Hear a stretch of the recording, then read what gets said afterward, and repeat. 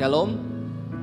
Nah, saudara tadi di depan saudara dibagikan amplop. Nah, tadi sudah diumumkan itu untuk mendukung kegiatan pelayanan dari GB FOCC, bukan hanya di tempat ini, tetapi di seluruh gereja cabang. Kita ada di berbagai daerah di Sulawesi Tengah, dan saya berdoa dan mendorong jemaat Tuhan. Bulan lalu kita sudah belajar tentang melayani Tuhan. Bukan hanya saudara sekedar memberi, tetapi terlibat dalam pelayanan. Ada banyak tempat di daerah Sulawesi Tengah, ada beberapa tim yang akan pergi.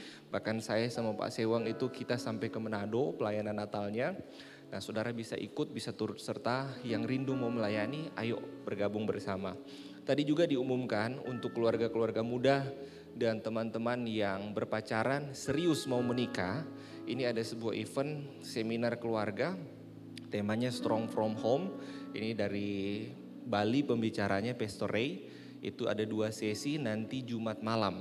Nanti saudara punya waktu bisa ikut, ini gratis, tidak dipungut biaya. Saudara bisa daftar sebentar di depan. Nah saudara, bulan ini kita memasuki bulan November dengan sebuah tema murid Kristus sejati, saudara. Bulan Februari kemarin kita belajar tentang bagaimana karakter murid Kristus. Nah, bulan ini di bulan November kita mau belajar tentang menjadi murid Kristus sejati, dan subtemanya adalah disiplin rohani murid Kristus. Nah, saudara, kita semua murid-murid Kristus, amin. Nah, kalau saudara murid, ayo sama-sama kita belajar. Saya mendorong setiap saudara, semua kan punya handphone. Ayo belajar mencatat khotbah. Ada quote yang menarik, saudara bisa foto, bisa posting di sosial media, tag akun gereja, bisa berbagi berkat firman Tuhan ini. Amin, saudara. Nah, saya mulai dengan ayat pembacaan kita yang terambil di dalam kitab 2 Timotius, pasal 2, ayat pertama sampai ayat yang ke-6. Kitab 2 Timotius, pasal yang kedua, ayat yang pertama sampai ayat yang ke-6. Saya baca, saudara dapat menyimaknya. Panggilan untuk ikut menderita. Sebab itu, hai anakku, jadilah kuat oleh kasih karunia dalam Kristus Yesus.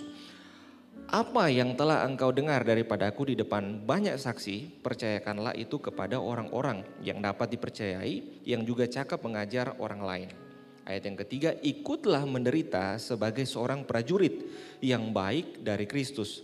Seorang prajurit yang sedang berjuang tidak memusingkan dirinya dengan soal-soal penghidupannya, supaya dengan demikian ia berkenan kepada komandannya.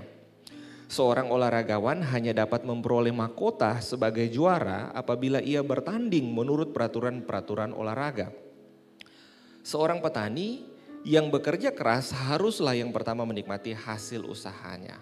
Nah, saudara, kita akan belajar bagaimana menjalani atau menjadi murid Kristus yang punya kehidupan rohani yang disiplin. Nah, saudara, kehidupan rohani yang disiplin itu tidak terjadi serta-merta. Ketika saudara terima Yesus Kristus Tuhan, saudara menerima yang namanya anugerah keselamatan di dalam Dia. Tetapi anugerah keselamatan di dalam Yesus Kristus Tuhan itu tidak hanya sekedar saudara terima, tetapi anugerah keselamatan itu harus dikerjakan di dalam kehidupan kita hari lepas hari. Nah, saya mencatat di sini, saudara, disiplin rohani itu artinya sebuah kebiasaan. Kebiasaan yang saudara bangun ini bukan cuma bicara tentang 1 hari, tetapi kebiasaan yang sejak engkau menerima Kristus, engkau harus membangun kebiasaan-kebiasaan yang alkitabiah. Nah, kebiasaan tindakan yang sesuai Alkitab. Jadi kebiasaan, tindakan, perbuatan yang standarisasinya adalah Alkitab atau firman Tuhan. Yang kita lakukan secara teratur untuk membawa pendewasaan dan pertumbuhan kerohanian bagi pengikut Kristus. Nah, saudara, tadi saya katakan kita bukan hanya sekedar menerima anugerah di dalam Yesus Kristus, tetapi kita harus mengerjakannya.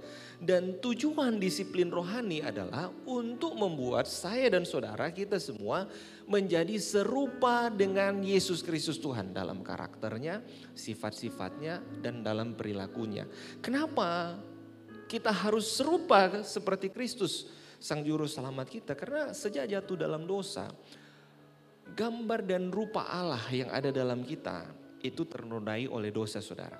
Tetapi ketika Yesus Kristus mati di atas kayu salib, Dia kembali mengangkat kita dari lumpur dosa dan ada di dalam terang, dalam keselamatan. Tetapi untuk menjadi serupa dengan Kristus itu butuh effort, itu butuh upaya. Saudara, disiplin rohani ini bentuk kasih kita kepada Tuhan. Bukan supaya kita mendapat kasih perkenanan Tuhan. Saudara, dalam keadaan berdosa pun kita dikasihi Tuhan. Tetapi Tuhan tidak mau kita tinggal dalam keadaan berdosa. Tuhan mau kita bangkit dari dosa, hidup dalam kasih karunia. Kemudian karena kita mengasihi Tuhan, kita bersyukur, menerima anugerah di dalam Dia. Kita memulai hidup yang baru bersama dengan Dia. Melakukan kebiasaan-kebiasaan yang sifatnya rohani di dalam Dia. Sehingga membentuk karakter kita menjadi serupa dengan Kristus. Nah, sekarang kita mau belajar begini. Mengapa kita perlu kedisiplinan dalam kehidupan kerohanian kita? Kenapa kita harus disiplin? Nah, saya mencatat di sini saudara berdasarkan ayat 2 Timotius pasal yang kedua ayat 1 sampai 6 tadi. Saya mencatat yang pertama begini, karena kita sedang berada dalam situasi atau keadaan peperangan. Nah, kalau saudara lihat dalam ayat bacaan kita tadi di dalam 2 Timotius 2 ayat 3 dan 4, ikutlah menderita sebagai seorang prajurit yang baik dari Kristus Yesus, seorang prajurit yang sedang berjuang tidak memusingkan dirinya dengan soal-soal penghidupannya, supaya dengan demikian ia berkenan kepada komandannya. Saudara, di awal pemerintahan Presiden Prabowo, saudara, menarik. Hampir tidak pernah kita temukan dalam sejarah-sejarah kepemimpinan presiden sebelumnya. Dia kumpulkan para menterinya, dia kumpulkan menteri-menterinya ini di Magelang, saudara. Magelang ini pusat wajib militer untuk orang-orang yang mau berkarir di dunia militer. Kemudian dikumpulkan di sana. Tujuannya apa? Ternyata kata Pak Prabowo, kata Pak Presiden, ini sentra perlawanan.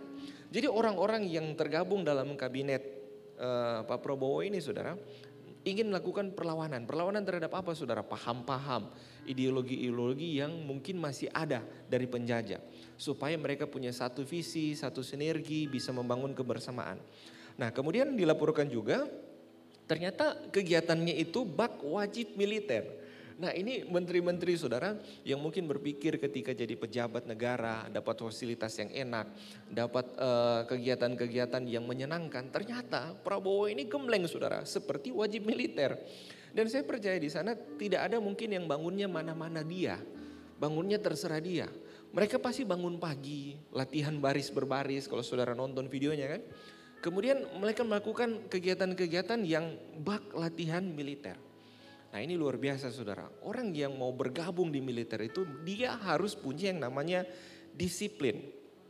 Saudara, peta geopolitik secara global itu diprediksi, saudara, kita akan memasuki bisa jadi perang dunia ketiga. Bahkan si CEO-nya JP Morgan bilang belak-belakan begini, perang dunia ketiga itu sebenarnya sudah dimulai. Sejak Ukraina dengan Rusia berperang, ditambah lagi kisruh Timur Tengah. Ini bisa eskalasinya meluas sampai jadi namanya perang dunia ketiga. Nah, ini bahaya, saudara, bahaya. Kalau saudara nonton berita global hari-hari ini, Israel ini lagi dikeroyok tapi dia strike back, serang balik. Mulai dari Hizbullah, kemudian Iran terakhir, saudara, kemudian Lebanon. Nah, Israel tahu enggak, saudara, dia punya penduduk itu hanya 9 juta. Kita Indonesia 280 juta. Dia 9 juta, 7 juta itu orang Yahudi asli, 3 juta keturunan Arab. Nah, kemarin saya pernah ke Israel. Nah, yang jadi tentara ini orang-orang muda. Mereka sejak usia 18 tahun, pria maupun wanita sudah ikut wajib militer. Jadi orang Israel itu bisa semua pegang M4, AK-47, semua senjata mereka bisa. Handgun apalagi. Mereka terlatih bukan hanya memegang senjata tetapi juga menguasai teknologi militer. Ada yang bisa pesawat tempur, bahkan guide tournya kita itu pilot pesawat tempur, saudara, Israel. Kenapa mereka mempersiapkan sedemikian rupa? Karena mereka ini negara kecil. Kalau mereka tidak kuat, mereka tidak hebat, habis mereka. Dikalahkan oleh bangsa-bangsa Arab yang memang ingin melenyapkan mereka. Nah, kembali ke firman Tuhan begini. Di dalam kehidupan kita, saudara, sebenarnya saya dan saudara ini sedang berada di dalam medan peperangan. Setiap hari kita sedang bertempur.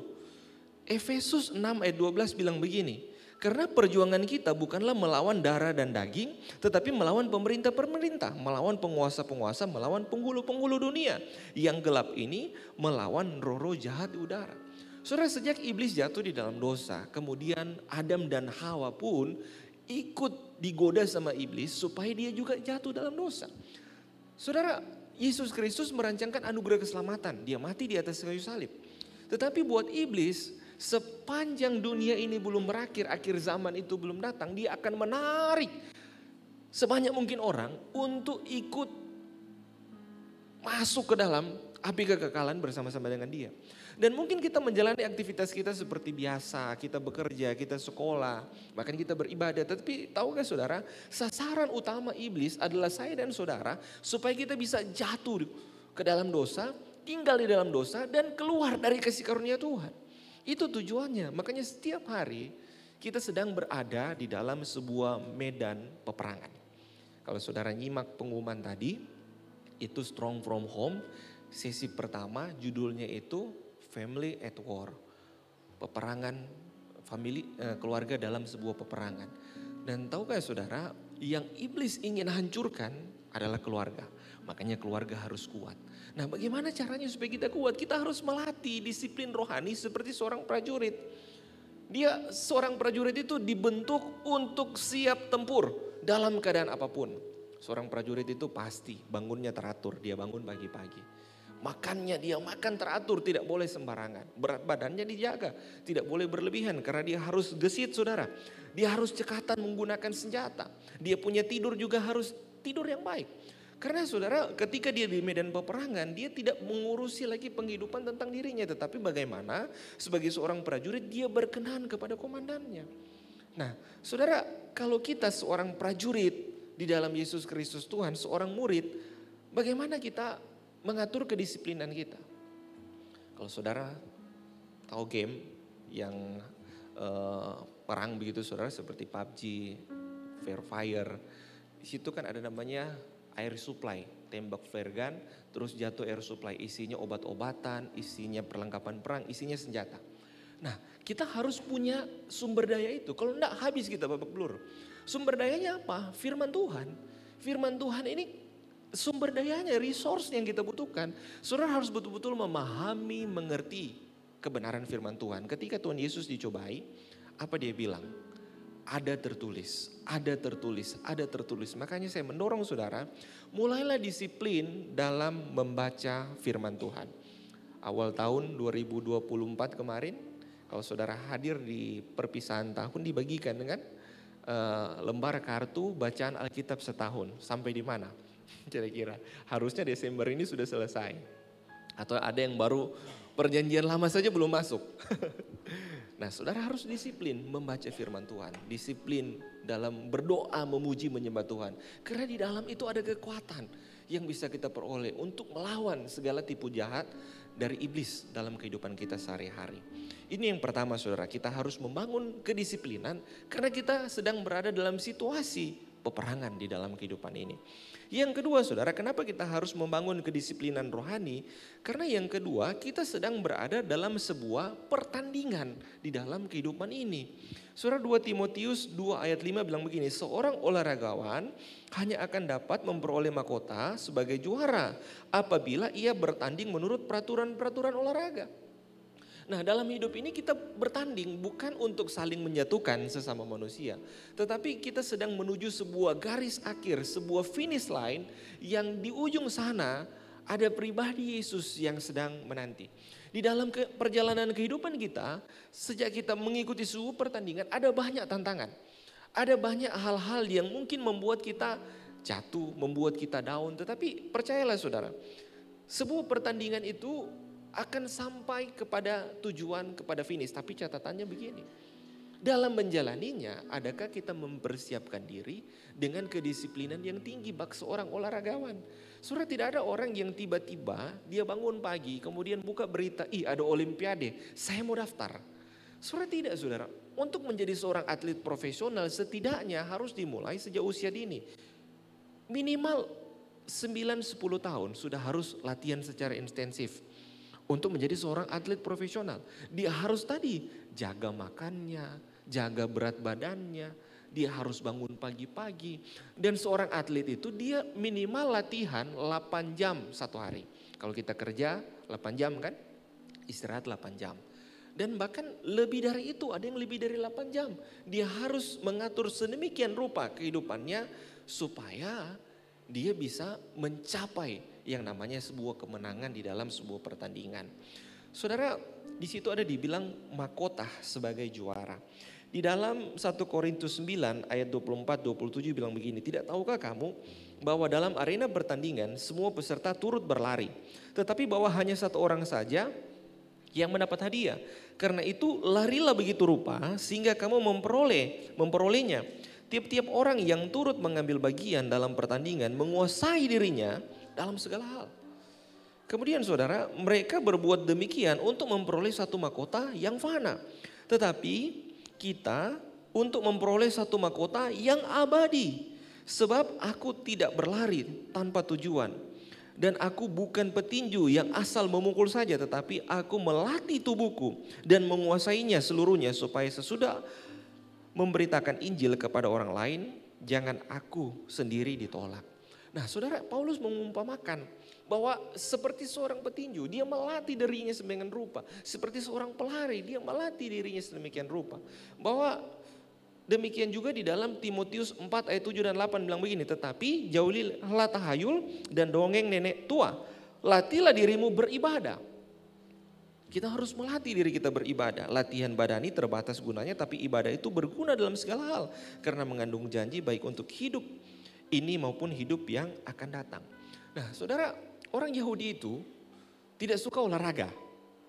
Orang Yahudi ini tidak terbiasa dengan olahraga. Tapi menarik, Paulus memakai istilah-istilah dalam dunia olahraga ketika dia menulis suratnya kepada Timotius. Karena kenapa saudara? Timotius ada di tengah-tengah bangsa yang non-Yahudi kebanyakan, orang-orang Yunani. Nah orang-orang Yunani inilah yang menciptakan namanya Olimpiade. Makanya kalau saudara ke Turki, umur panjang bulan Februari, saya dan Ibu Gembala mungkin kita pimpin rombongan ke Turki, ke 7 jemaat di dalam kitab Wahyu. Di sana banyak gelanggang-gelanggang olahraga. Karena ini budaya dari orang Yunani. Kemudian orang Turki itu suka teater, suka drama, suka lakon. Makanya dunia-dunia perfilman sekarang saudara itu banyak orang Yahudi, banyak orang Yunani saudara. Dan gaji-gaji tertinggi ya para aktor, para atlet ini gaji-gajinya tinggi saudara. Nah orang Yahudi tidak suka ini karena pada waktu itu mereka menganggap olahraga, teater itu budaya dalam penyembahan-penyembahan berhala pada waktu itu. Apalagi kalau olahraga pada waktu itu orang kan harus lepas baju. Nah kalau saudara lihat orang Yahudi bajunya itu berlapis-lapis. Ada jubah, kemudian ada baju luar, baju dalam. Dan tidak lazim buat orang Yahudi itu untuk melepaskan pakaiannya ketika berolahraga. Tetapi Paulus memakai perumpamaan ini, istilah ini untuk menggambarkan bahwa memang latihan badani itu terbatas. Dia punya manfaat untuk kesehatan. Tetapi yang harus kita latih adalah beribadah. Kita harus melatih diri kita untuk melaksanakan ibadah. Saudara, kata latih ini punya makna begini. Pertama proses. Namanya sebuah latihan itu tidak selalu berhasil. Kadang-kala ada gagalnya. Saudara mau latih beribadah, bangun pagi, memuji menyembah Tuhan. Pasti akan bertentangan dengan daging. Karena daging ini manusia jasmani. Dan tubuh kita manusia itu 3 dimensi saudara.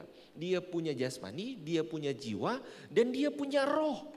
Dan semuanya ini harus dirawat, harus dipelihara, bukan hanya tubuh. Makanya kalau kita mau paksakan bangun pagi, seringkali daging ini melawan begitu. Kemudian kata latih itu bicara tentang progres. Jadi harus ada peningkatan. Kalau dulu saudara tidak bisa puasa, ayo belajar puasa. Ada orang baru dengar kata puasa langsung lapar saudara. Nah kemudian paksakan diri kita, harus ada effort yang berlebih. Saudara hari-hari ini kalau saudara buka Instagram, sosmed, orang lagi banyak lari ya.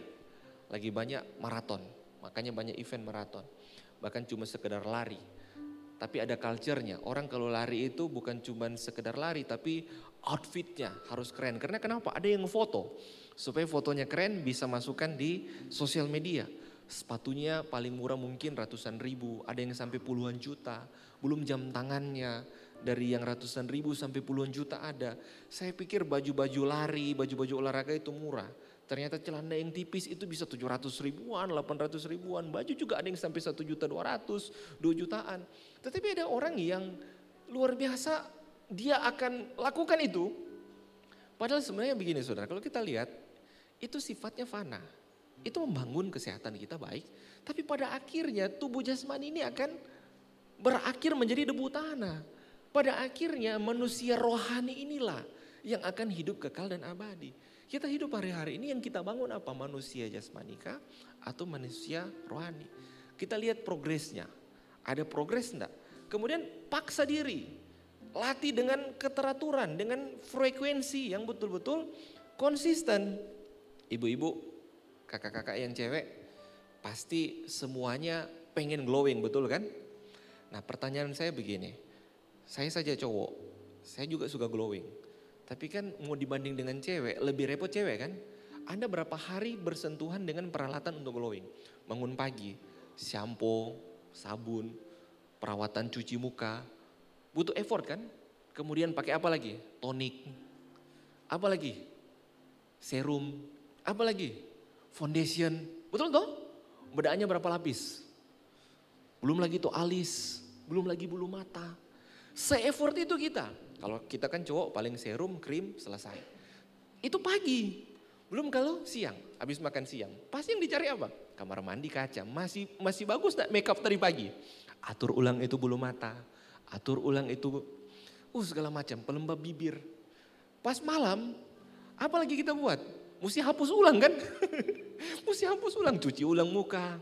Pakai lagi toniknya, taruh lagi serumnya. Kita lakukan itu dengan keteraturan, dengan frekuensi terus menerus. Tetapi pertanyaannya dalam hal kerohanian, adakah kita punya effort sebesar itu? Adakah kita memang persiapkan Alkitab, kita persiapkan pujian penyembahan, kita persiapkan doa-doa kita.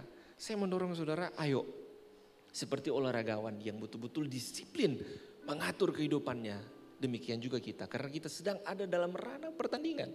Pada akhirnya sampai di finish line, ketika kita sampai ke sana, kita melakukan dengan kedisiplinan. Ingat baik, ada mahkota yang Tuhan akan kenakan. Kita akan dipakaikan medali, kita akan dipakaikan mahkota di sana. Amin saudara. Jadi saudara yang hobi lari, lari memang sekarang. Karena di surga tidak ada jogging track. Di surga tidak ada foto you di sana. Jadi latih memang bagus-bagus. Dan saya percaya ketika kita diangkat, tubuh kemuliaan, tubuh yang terbaik Tuhan kasih. Saudara mungkin tidak perlu buru-buru atau diet di sana. Karena dalam versi terbaikmu, itu yang Tuhan kasih. Ini yang kedua. Yang ketiga saudara, kita berada bukan hanya dalam keadaan berperang. Keadaan seperti pertandingan olahraga. Tetapi ingat, kita juga dalam posisi sebagai pelayan, sebagai pengerja-pengerjanya Tuhan. 2 Timotius 2 ayat 6 bilang begini, seorang petani yang bekerja keras haruslah pertama menikmati hasil usahanya. Saudara, di bulan yang lalu kita sudah bahas bagaimana menjadi pelayan Tuhan. Orang Kristen yang melayani Tuhan. Saudara, kita semua ini para pekerja-pekerjanya Tuhan. Amin. Kita semua adalah pelayan-pelayannya Tuhan yang bekerja di ladang Tuhan. Saudara, ladang ini bicara tentang pelayanan kita, tentang marketplace kita, keluarga kita, bahkan kebaktian di dalam gereja ini ladang pelayanan. Tujuannya apa saudara? Kita harus memberitakan tentang amanat agung dari Sang Tuhan kita. Memberitakan tentang karya keselamatan kepada setiap orang yang belum mengenal itu.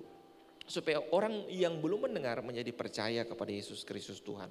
2 Timotius 4 ayat 5, 7 dan 8. Tetapi kuasailah dirimu dalam segala hal. Sabarlah menderita. Lakukanlah pekerjaan pemberitaan Injil dan tunaikanlah tugas pelayananmu. Aku telah mengakhiri pertandingan yang baik. Aku telah mencapai garis akhir dan aku telah memelihara iman. Sekarang telah tersedia bagiku mahkota kebenaran yang akan dikurniakan kepadaku oleh Tuhan. Saudara, dalam kehidupan kekristenan kita tidak kumpul pahala. Yang nanti akan ditimbang dibagi dua. Kalau berat pahala, berat dosa. Kemudian berjalan di rambut yang dibelah 7, tidak.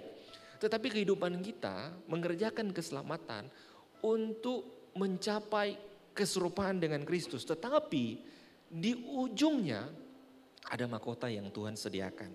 Saya ambil contoh ilustrasi ini di ayat tadi saudara. Ini Taufik Hidayat saudara. Pemain bulu tangkis.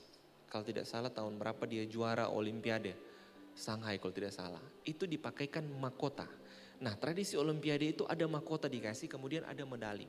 Mahkota itu dapat layu karena itu cuma dedaunan. Tetapi mahkota kehidupan di dalam Tuhan itu tidak akan pernah layu. Jadi saudara butuh usaha, kedisiplinan. Nah terakhir saya bagi begini, bentuk disiplin rohani itu seperti apa? Pertama berdoa saudara. Saudara harus latih diri saudara berdoa. Dalam doa, yang mungkin kita punya pergumulan-pergumulan, utarakan itu. Di SMK diajar, ada seperti tangan saudara, 5 tangan. Pertama berdoa untuk misi, pelayanan. Doakan ini, doakan misi, doakan pelayanan, doakan hamba-hamba Tuhan. Doakan buat orang-orang yang sedang lemah iman. Kemudian kedua, doakan orang-orang yang sedang lemah iman. Doakan sanak keluargamu, familymu, anak-anakmu, orang tuamu yang belum percaya. Kemudian terakhir doakan pekerjaan-pekerjaan Tuhan. Dan terakhir baru pergumulan-pergumulan kita. Nah dalam titik tertentu mungkin engkau tidak lagi berdoa. Tapi engkau mungkin hanya sekedar menyembah Tuhan terima kasih. Tidak ada lagi hasrat untuk meminta sesuatu sebab engkau percaya Tuhan sudah kasih yang terbaik. Latih itu saudara, ini perlu dilatih. Latih untuk membaca Alkitab. Kalau saudara tidak bisa baca, hari ini ada aplikasi. Putar, play itu, dengar itu. Iman timbul dari pendengaran. Pendengaran apa? Pendengaran akan firman Tuhan. Kemudian pujian penyembahan. Kalau saudara mungkin fales-fales, tidak bisa nyanyi, putar lagu rohani. Ada banyak saudara. Putar lagu rohani. Karena itu bisa merubah atmosfer suasana saudara. Putar lagu rohani. Saya pernah kesaksian. Satu kali saya lagi kerja saudara tiba-tiba tidak enak. Saya rasa saya punya perasaan. Mau bilang asam lambung. Tidak. Tidak.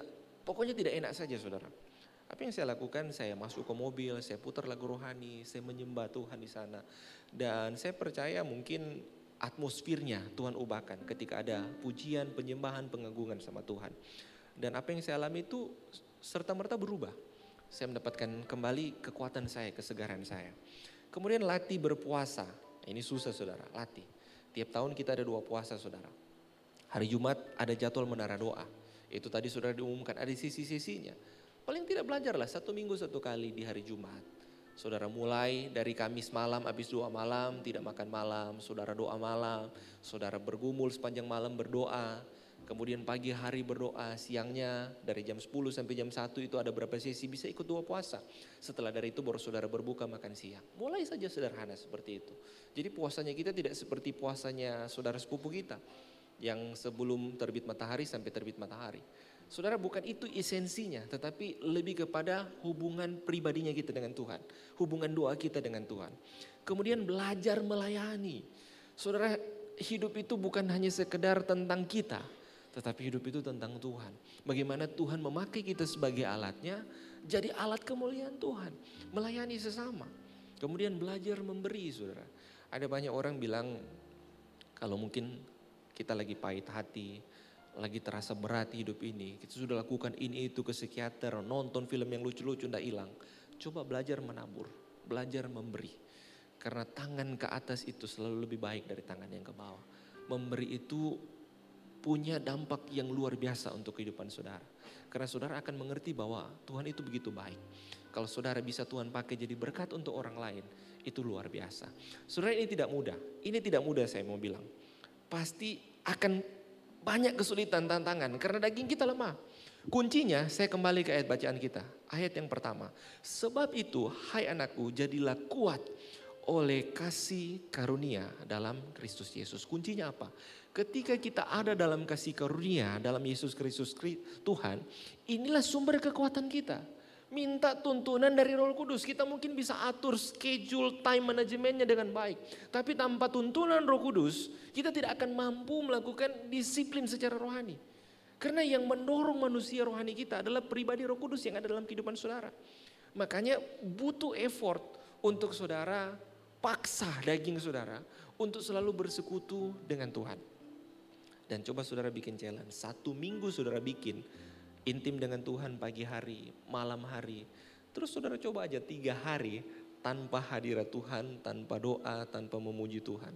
Ibarat tanaman yang tidak disiram air pasti kering. Tapi kalau saudara biasakan ini dan saudara akan lihat tahun ini, tahun depan berbeda. Saudara akan jadi versi yang lebih baik. Mungkin ada jatuhnya, mungkin ada gagalnya. Tapi tidak masalah. Yang penting kita mau mencoba, mau berusaha. Dan libatkan Tuhan di dalamnya. Amin saudara. Ayo sama-sama kita berkomitmen. Jangan tunggu nanti, tapi harus lakukan sekarang. Paling tidak sebentar malam. Mulai doa penyembahan. Kalau saudara yang suami istri mulai sama-sama. Saudara yang pacaran mulai sama-sama. Bangun mesbah dalam keluargamu. Bangun mesbah dalam kehidupan pribadimu. Dan saudara lihat hal-hal besar, hal-hal luar biasa Tuhan kerjakan dalam hidup saudara. Amin. Kasih kemuliaan untuk Tuhan.